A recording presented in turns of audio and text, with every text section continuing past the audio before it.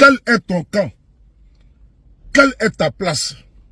De quel côté de l'histoire tu es? Le tribunal de l'histoire te posera un jour cette question, dans quel camp tu étais? Nous sommes aujourd'hui en 2025. Dans l'AES, il y a une horde, une meute de voleurs, bandits armés, terroristes qui écument et qui sèment la désolation dans certaines localités. Avant, ils avaient des sanctuaires. Maintenant, ce n'est plus le cas. Là où je vous parle, l'étau s'est resserré autour de ces malfrats, de ces voyous, de ces délinquants, de ces voleurs de bétail. Frères et sœurs, notre génération ne peut pas admettre cela. Que ceux qui soutiennent les terroristes puissent prendre le dessus sur nous en communication. Non. Un terroriste est une âme damnée. C'est un être déchu. C'est une déchéance morale, spirituelle, religieuse, physique, métaphysique et intellectuelle, même sociale. Un terroriste n'a pas d'argument avancé pour justifier ses crimes. Voilà pourquoi, aujourd'hui, après avoir pesé le pour et le contre, d'aucuns ont pu opter pour le soutien aux terroristes, au nom et à cause de leurs intérêts. Mais nous, on n'a pas calculé quelque chose. Nous sommes rentrés plein pied dans la danse et nous avons dit à bas les terroristes, à bas les soutiens et à bas les sponsors et alliés. À bas tous ceux qui soutiennent les terroristes, partout dans ce monde-là. Parce qu'un terroriste, c'est quelqu'un qui est né pour donner le baiser de la mort aux autres. Oui, c'est des renégats. Un être humain qui dispose de toutes ses facultés ne peut pas soutenir un terroriste, mais d'autres le font. Dans l'AES, notre priorité, la priorité c'est la sécurité. C'est ainsi, nous allons partir aujourd'hui au Niger pour aller voir le bulletin d'information sécuritaire de nos braves combattants. Partagez, merci beaucoup. Dans la région de Tillabéri, sur la rive droite du fleuve, dans le cadre de la lutte contre l'orpaillage clandestin et ses conséquences sécuritaires, une patrouille des forces de défense et de sécurité basée à Tamou a mené le 31 mars 2025 une opération de démantèlement d'un site illégal situé dans la localité de Kaleyenu. L'intervention a permis l'évacuation des occupants et la destruction complète des installations utilisées pour l'exploitation illicite de l'or. Cette action s'inscrit dans les efforts continus visant à éradiquer ces sites, souvent liés au financement des groupes criminels dans l'espace AES. Par ailleurs, à Torodi, dans la nuit du lundi 31 mars au 1er avril, vers 5 heures du matin, une tentative d'infiltration a été déjouée à proximité d'une position des forces de défense et de sécurité. Un individu se déplaçant discrètement à vélo a tenté de s'approcher des installations militaires, vraisemblablement pour recueillir des renseignements. Repéré par la sentinelle en poste, il a refusé d'obtempérer aux sommations et a été intercepté après avoir été légèrement blessé à l'épaule par un tir d'avertissement. Lors de la fouille, plusieurs téléphones portables ainsi que des documents compromettants confirmant ses intentions malveillantes ont été retrouvés en sa possession. Il a été mis à la disposition des services compétents pour interrogatoire.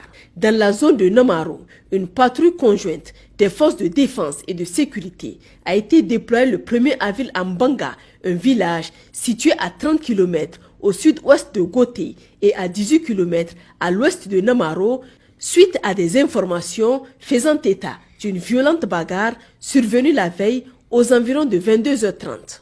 À leur arrivée, les forces ont pris contact avec le chef du village et des représentants des deux communautés concernées afin de comprendre les causes du conflit et d'évaluer la situation.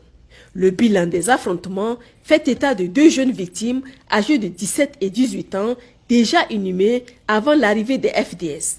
4 autres personnes ont été blessées, dont 2 grièvement. Dans le cadre de l'enquête, 3 individus soupçonnés d'être impliqués dans ces violences ont été interpellés et remis à la brigade territoriale de gendarmerie de Namaro. À l'issue de l'intervention, un appel à la retenue et à la cohésion sociale a été adressé à l'ensemble des habitants. L'importance du dialogue et de la médiation a été soulignée comme moyen privilégié de règlement des différends afin d'éviter toute escalade de violence. Il a été rappelé que les affrontements ne conduisent qu'à des pertes humaines et à des divisions préjudiciables à l'harmonie communautaire. Dans cet esprit, il a été recommandé de renforcer les liens entre les différentes composantes de la population en favorisant le respect mutuel, la tolérance et l'entraide. Toute situation conflictuelle devait être signalée sans délai aux autorités locales afin de permettre une résolution pacifique et d'éviter des tensions susceptibles de fragiliser la stabilité du village. La nécessité de préserver un climat de paix a été mise en avant comme une responsabilité collective. Dans la même région, sur la rive gauche du fleuve, au sein de l'opération Almahou, une patrouille des forces de sécurité intérieure a découvert dans la nuit du dimanche 29 mars dernier une motocyclette neuve abandonnée aux abords de la ville de Filengue. Bien cachée, elle était probablement destinée à être récupérée plus tard par des groupes criminels. Cette méthode de dissimulation est une tactique bien connue de nos services. En effet, les ravitailleurs des groupes criminels l'utilisent pour contourner la surveillance des forces de défense et éviter toute identification directe. Grâce à leur vigilance, les forces engagées ont intercepté ce matériel avant qu'il ne tombe entre de mauvaises mains, contribuant ainsi à perturber les flux logistiques des groupes hostiles. À l'est de Sanam, le mardi 1er avril 2025, une alerte a été lancée concernant une incursion de bandits armés à moto visant à extorquer les biens des habitants du village de Douna Marqué. En réponse, une mission a été déployée sur place et a suivi les traces des assaillants. Cette intervention a conduit à l'arrestation de 3 individus impliqués dans la collecte des rançons extorquées aux villageois.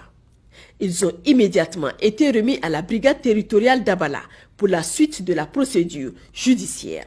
Dans le cadre de l'opération Damissa menée dans la région de Dosso, le lundi 31 mars 2025, aux alentours de 11h30, une patrouille mixte départementale de Falmey a intercepté un individu chargé de ravitailler en vivres et en carburant des groupes armés criminels. Cet homme avait été repéré lors de plusieurs opérations de livraison logistique vers des destinations suspectes. Grâce à des dénonciations anonymes et à des enquêtes approfondies, les autorités ont pu démanteler cette chaîne d'approvisionnement. Le suspect a été appréhendé alors qu'il circulait à moto, un moyen qu'il utilisait régulièrement pour ses activités illicites. Il a ensuite été remis aux services compétents afin que les mesures légales appropriées soient prises à son encontre. La veille, dans la même localité, une autre unité des forces de sécurité en patrouille a intercepté un informateur à la solde des groupes armés criminels. Celui-ci rôdait aux abords d'un dispositif FDS afin de collecter des renseignements en prévision d'une possible action malveillante. Dans la région de Maradi, au sein de l'opération Yarda, les forces de sécurité en poste à Sangarewa ont été informées le 1er avril 2025 de la présence de bandits armés embusqués aux abords de Dogon Farou. Ces criminels opéraient des braquages nocturnes en s'attaquant aux voyageurs. Leur dernier forfait remonte au lundi 31 mars aux environs de 5 h du matin lorsqu'un commerçant empruntant cet itinéraire a été violemment agressé, dépouillé de ses biens et blessé. Dès réception de l'alerte, un détachement a été immédiatement dépêché sur place. Grâce à une opération rapide et efficace, les forces de sécurité ont réussi à localiser, traquer et appréhender les 4 malfaiteurs. La victime, quant à elle, a été évacuée vers un centre de santé pour recevoir les soins nécessaires.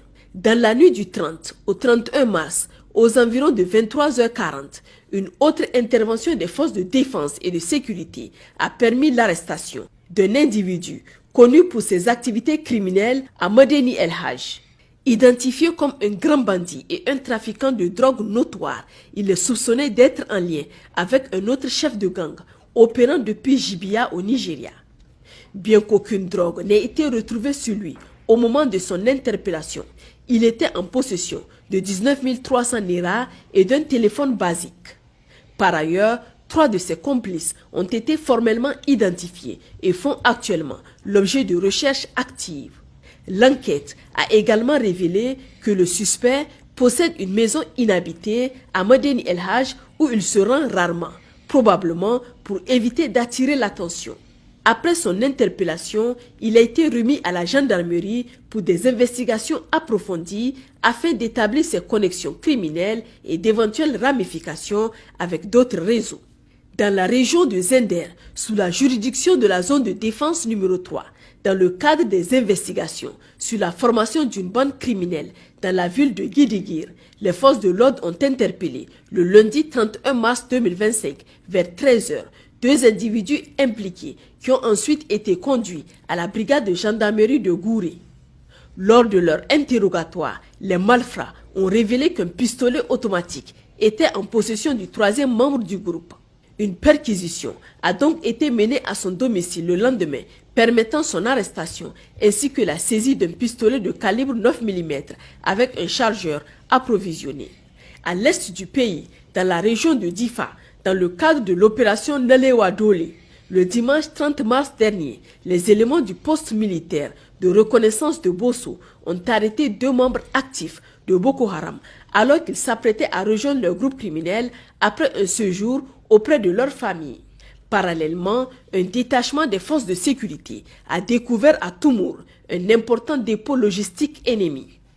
Le matériel saisi comprenait des vivres, des équipements destinés à la fabrication d'engins explosifs improvisés ainsi que divers produits dopants utilisés par les criminels pour endoctriner leurs nouvelles recrues et les préparer au combat.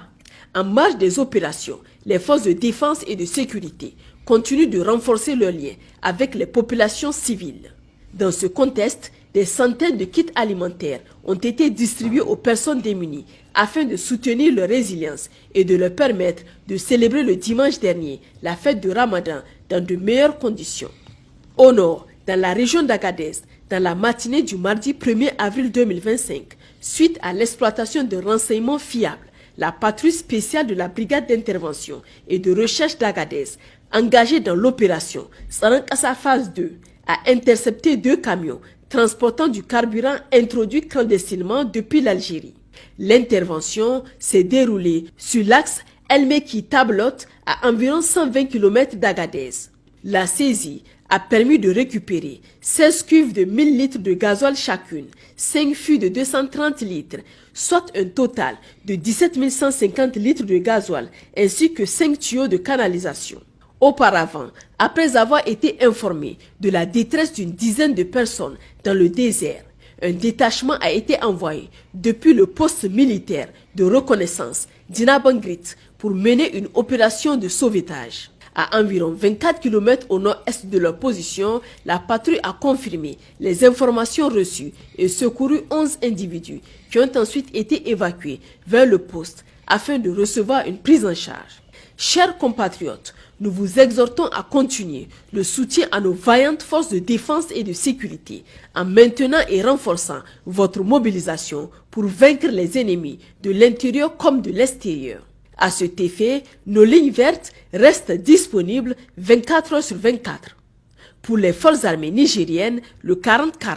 Pour la gendarmerie nationale, le 40-00. Pour la garde nationale du Niger, le 280. Pour la police nationale, le 83-83. Vive le Niger, libre et souverain. Vive les forces de défense et de sécurité. Vive les citoyens résilients et engagés.